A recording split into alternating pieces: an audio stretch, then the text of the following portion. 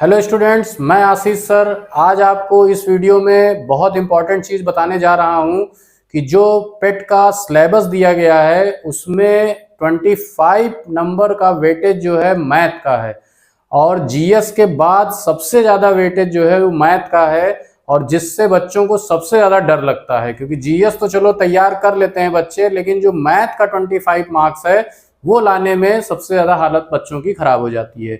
तो जिस पर बहुत सारा प्रश्न होता है कि कहाँ से क्या आएगा, मैथ में क्या क्या रहेगा, कि ये 25 क्वेश्चन कैसे तैयार करें, इन सब प्रश्नों के उत्तर आपको इस वीडियो में मिल जाएगा। तो सबसे पहले देखिए, आप सभी को पता है, आपने सिलेबस देखा होगा पेट का और आपको ये पता है कि मैथ का वेटेज 25 अंक का है, लेकिन वो 25 अंक कहाँ से आखिर आएंगे। तो देखिए सामने आपके एक सिलेबस का हमने कट करके लगाया हुआ है कि ये जो 25 मार्क्स का कैसे वितरण किया गया है वो चीज है। तो एक मोटा मोटा देखिए, ये 5 प्रश्न जो हैं वो सामान्य टॉपिक हैं, प्रारंभिक अंकगणित लिखा हुआ है और ये सिलेबस का ही पूरा पोर्शन है जिसमें केवल 5 टॉपिक ये लिखे हैं। पूर्ण संख्या, भिन्न दशमलव, प्रतिशतता, साधारण अंकगणितीय समीकरण, वर्ग, वर्गमूल, घातांक और घात और औसत। और बाकी 10-10 प्रश्न हैं जो कि ग्राफ की व्याख्या और विश्लेषण 2 ग्राफ या और तालिका की व्याख्या और विश्लेषण 2 ग्राफ, और हर ग्राफ का देखिए लिखा है प्रत्येक पर 5 प्रश्न, यानी एक जो ग्राफ आएगा उस पर 5 प्रश्न होगा और जो टेबल आएगी, तालिका को ही टेबल कहते हैं, उस पर भी 5 प्रश्न होगा। अर्थात 2 टेबल आएंगी, 2 ग्राफ आएगा और दोनों हर ग्राफ या हर टेबल पर 5-5 प्रश्न होंगे। लेकिन प्रश्न ये उठता है टेबल और ग्राफ से आएगा क्या, ठीक है। और दूसरा, क्या ये जो 5 टॉपिक हैं सिर्फ इन्हीं को पढ़ना है या इनके अलावा हम मैथ में कुछ और भी पढ़ें। क्योंकि आपने देखा होगा जो भी टीचर पढ़ाते हैं, अब पेट का पढ़ा रहे हो, चाहे एसएससी का पढ़ा रहे हो, चाहे जिसका पढ़ा रहे हो, यूपीपी का पढ़ा रहे हो, अब मैथ शुरू करेंगे तो शुरू से लेके अंत तक, नंबर सिस्टम से लेके अंत तक पूरा एक लाइन से पढ़ाते जाते हैं और समय है बहुत कम, क्योंकि कम समय में पूरा 25 मार्क्स तैयार करना है और 25 के 25 अगर लाना है तो आप हमको फॉलो करते चलिए। मेरी पूरी की पूरी दावा यह है कि आपको 25 मार्क्स हम दिला देंगे अगर आपने सारे वीडियो देख लिए जो पेट की मैथ की सीरीज का हम लोग इस चैनल पर डालेंगे। और आप जाएंगे, अभी ग्राफ के डीआई के प्रश्न कराने शुरू कर दिए गए हैं और डीआई का जो ये 10-10 मार्क्स का है, इसी का सबसे ज्यादा मैथ में वेटेज है और हमने इसके लिए वीडियो बनाकर डालनी शुरू कर दी है। और वो वीडियो जाके आप देखिए कि क्या है डीआई, कैसे क्वेश्चन उसमें आते हैं। तो यहाँ सबसे पहले तो देखिए, क्या इन टॉपिक के अलावा कुछ और टॉपिक भी पढ़ना है कि नहीं पढ़ना है।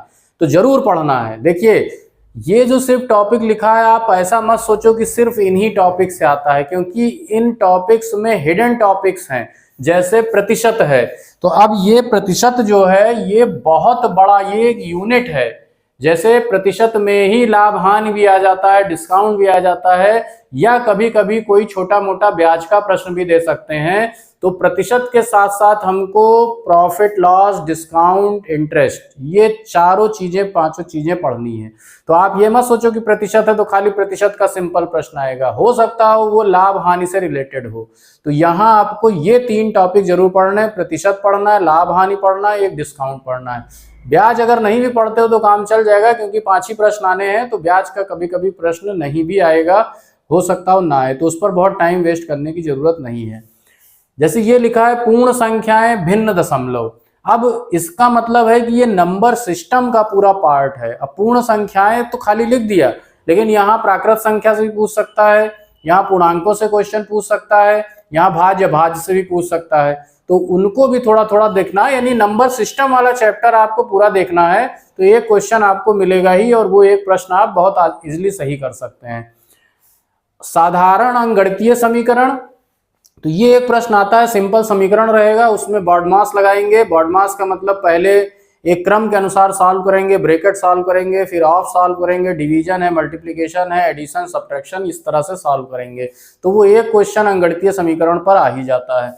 अब वर्गमूल और घात, तो जैसे घात और करनी पूरा एक अलग चैप्टर है, छोटा चैप्टर है, आप पढ़ लीजिए, एक प्रश्न आएगा, एक प्रश्न इसका हो ही जाएगा। वर्गमूल और वर्ग का कोई बहुत ज्यादा बड़ा क्वेश्चन आता नहीं है। अगर 25 तक आपको वर्ग याद है तो वर्गमूल से रिलेटेड प्रश्न भी बहुत आसानी से हो जाएंगे। और औसत बहुत इंपॉर्टेंट है, क्योंकि देखिए ये जो टॉपिक है ये आपके इसमें दोनों में भी काम आना है, क्योंकि एक प्रश्न डीआई का औसत से संबंधित होता है, या जो टेबल का हो चाहे ग्राफ का हो वो औसत से संबंधित होता ही होता है। तो इस चैप्टर पर हमको विशेष ध्यान देना है। इन 5 चैप्टर के अलावा एक चैप्टर जो इसमें नहीं दिया है लेकिन उस पर प्रश्न आ जाता है, वो है आपका अनुपात, रेशियो। और अनुपात चैप्टर आपको पढ़ना पड़ेगा, क्योंकि ये चीज इन दोनों में भी जो है काम आती है, और प्रतिशत भी इन दोनों में काम आता है। तो ये प्रतिशत, औसत, अनुपात, इन तीनों को आपको सबसे पहले तैयार कर लेना है। अगर अक्टूबर में पेपर है तो इधर 15-20 दिन में पहले आप प्रतिशत पर कमांड बना लो, फिर अनुपात पर बना लो, और फिर औसत पर बना लो। आप इस 20 में से 20 ले आओगे, मेरा यकीन कर लो। क्यों? क्योंकि डीआई में यानी कि जो ये ग्राफ वाला है और ये जो टेबल वाले 5-5 प्रश्न आते हैं, इनमें सिर्फ 3 टॉपिक के आते हैं जो ये घेरे में हैं, प्रतिशत, अनुपात और औसत।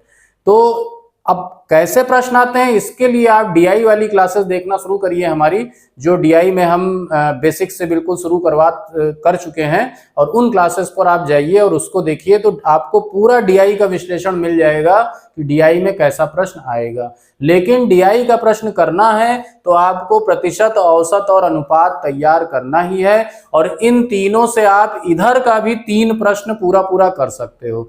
बाकी एक प्रश्न इसका और एक प्रश्न इसका, 2 प्रश्न आपका और भी इजीली हो जाएगा। तो ये 5 आपका बिल्कुल पक्का है। बहुत सामान्य प्रश्न आता है, किसी से गलत नहीं होना चाहिए, क्योंकि ये बिल्कुल बिलो द एवरेज लेवल के प्रश्न है। ये 5 के 5 आप सही कर सकते हो। ये 10 और ये 10, इसमें बस थोड़ा सा टेबल जो है वो थोड़ा कैलकुलेशन हार्ड होती है बस टेबल से, लेकिन आंकड़े निकालना आसान है, क्योंकि टेबल में सीधे अरेंज्ड आंकड़े होते हैं, वहां से हम आंकड़े तुरंत निकाल लेते हैं। लेकिन उन आंकड़ों का गुणा भाग थोड़ा सा कठिन होता है।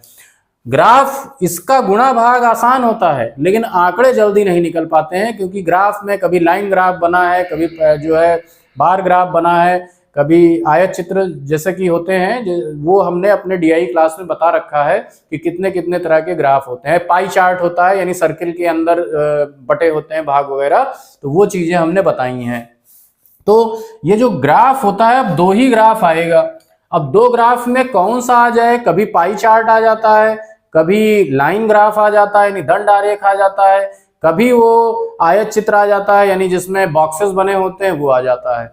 तो इस तरह से अगर हम 3-4 टाइप के ग्राफ अगर अच्छे से हमने किए हुए हैं, तो ग्राफ में सबसे इंपॉर्टेंट चीज होती है ग्राफ से आंकड़ा निकालना। और एक बार आपने ग्राफ से आंकड़ा निकाल लिया तो इसमें कैलकुलेशन आसान होती है, 10 के 10 हो जाएंगे बहुत आराम से, कोई दिक्कत नहीं होगी। ये 10 के 10 करना है तो थोड़ा आपको कैलकुलेशन अपनी अच्छी करनी पड़ेगी, यानी गलती वहां ना हो, क्योंकि टेबल से जब आप आंकड़ा निकालते हो तो टेबल से आंकड़ा निकालने में आसानी तो रहती है, लेकिन उनको गुणा भाग करने में, जोड़ने में, या उनका औसत निकालना है, पता चला 5 वर्षों के या 7 या 8 वर्षों के किसी कॉलेज के भिन्न भिन्न विषयों के मार्क्स दे दिया। अब पूछ रहा है कि औसत, इस विषय में औसत मार्क कितना है इस कक्षा का। अब पता चला सारा जोड़ो और जोड़ के जितने विषय हैं उनसे भाग करो। तो वो जोड़ना और घटाना जिसका तेज होगा वो फिर ये टेबल वाले भी 10 के 10 सही करेगा। तो इसमें हमने आपको बताया कि 25 प्रश्न कहाँ से तैयार करने हैं, और बहुत ज्यादा मतलब पैनिक नहीं होना है कि हाँ 25 क्वेश्चन है, हम कैसे करें कैसे नहीं करें। 2 महीने का समय बहुत है। इन 2 महीने के समय में आपके 25 के 25 प्रश्न मैथ में सही हो सकते हैं। और अगर इधर आपने 25 प्रश्न सही कर लिए, नहीं 25 हम करें 20 भी सही कर लिए, तो आपका ओवरऑल जो है मार्क्स 70+ ही रहेगा। ये बिल्कुल आप सब तय समझिए। तो ठीक है, इसके बाद आप डीआई वाली क्लासेस पर फोकस करिएगा हमारी, और वहां हम पूरे डीआई के प्रश्न भी करवाएंगे और प्लस ये जो टॉपिक हैं इनको भी करवाएंगे। Thank you very much.